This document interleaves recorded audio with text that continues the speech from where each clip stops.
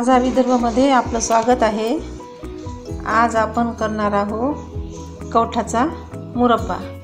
यासाठी लागणारं साहित्य म्हणजे कवठ, साखर आणि लवंग, विलायची, जायफळ पावडर। अगदी थोड्या साहित्यात हा मुरब्बा बनतो आणि कवठही बाजारामध्ये सहज उपलब्ध असतात। त्यासाठी हे कवठ अर्धा तासपर्यंत पाण्यामध्ये उकळून घ्यायचं। साधारणतः आपल्याला 2 किंवा 3 कवठं लागतील।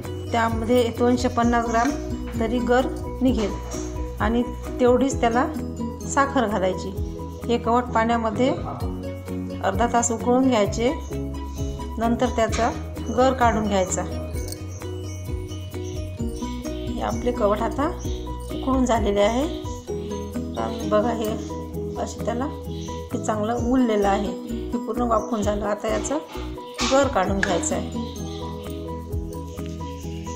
आता हे कवठ आपलं छान उकळून झालेलं आहे आणि त्याचा हा वरचं साल काढून आतला गर काढून घ्यायचा।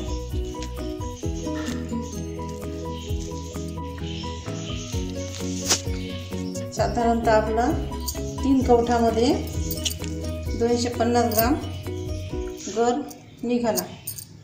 हे कवठ थोडे छोटे होते, नाहीतर 250 ग्राम गर एका कवठामध्येही निघू शकतो। बारीक करून घ्यायचं आणि त्याच्यामध्ये तेवढी साखर टाकून छान पाक येईपर्यंत शिजवून घ्यायचं।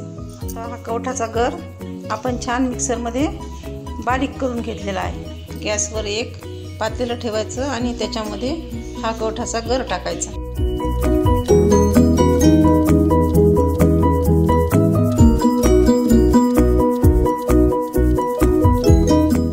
त्याच्यामध्ये ही साखर घालायची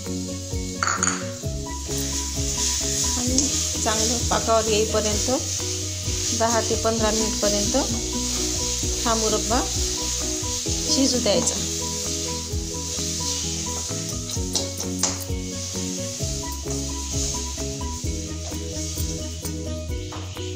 हा आपला मुरब्बा शिजून तयार झालेला आहे। याच्यामध्ये घालणार आहोत आपण वेलची पावडर।